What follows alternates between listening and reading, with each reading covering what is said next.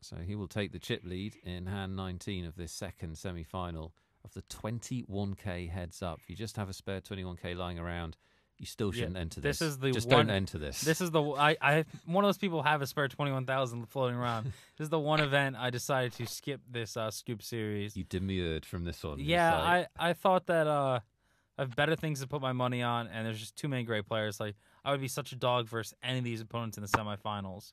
And now we got a nice little cooler on the flop. Lrslzk flops middle set versus Mr. Green's overpair. And surprising not to see him 3-bet a pair as deep as they are. But it's trouble for Mr. Green, yeah. right? But there's a lot of turn and rivers that can make him want to fold his hand. An ace or king comes, and Lars keeps betting a 9, 6, or 4, and Lars keeps betting. He's kind of going to figure out he's wrong. Oh, how about that one? That is a game ender. That's not a fun card for Lrslzk, Wow. and just no way he could possibly know. Yeah, I mean, he's just like, I have have a the set, nuts. like, we're heads up, we're both aggressive. He just, like, you call me down with third pair a couple streets ago, I'm just going to go bet, and get all the money in. And now, without a flush draw coming on the turn, I wouldn't hate a call by Mr. Green and a shove over river bet. I think it's a pretty good line versus Lars, considering we've seen him put in that third barrel already. Because if Lars just is bluffing with like ace-9 or something, Mr. Green doesn't want to raise him because he has so little equity.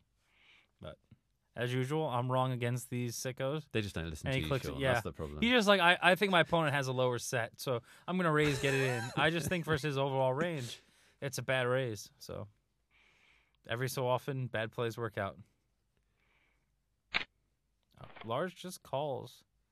He does just call 5k in the middle. Lars needs a 7 or a 6 to come off on the river to save some money, but that is the card where he is going to check, Green is going to shove, and he is going to bust. He's not going to fold because 9-10 got there. That's a joke. I mean, this could... Sometimes people do have the nuts. He didn't snap call. That's really surprising. I guess he just knew the turn sizing was really scary, but you're not folding, Lars. No one folds a set in heads-up poker. Well, oh, wow! Look at that. That's a highlight reel play. My word. I don't believe it. How does he even do that, Shaun? That is the most absurd fold. Like, Mr. Green, when he sees this highlight reel, is going to say, yep, I played terrible. This is maybe I was right. He shouldn't raise the turn. He didn't get action out of middle set. That's ridiculous.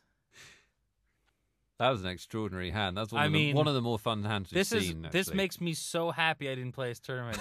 you don't want to be playing heads up against people that are folding sets and are right. That was the 5th nuts on that board. It was 8-7-5 Queen Jack. Oh, sorry, 6 nuts. 9-10 got there.